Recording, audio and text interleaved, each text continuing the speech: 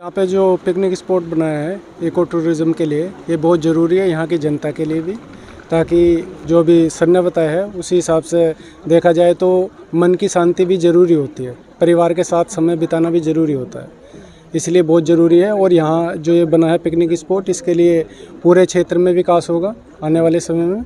जैसे यहाँ जितने टूरिस्ट आएंगे तो बहुत अच्छा रहेगा यहाँ के लिए। और मेंटेनेंस के बारे में क्या रिक्वेस्ट करना चाहेंगे सर आप? मेंटेनेंस, रोड के मेंटेनेंस या यहाँ के?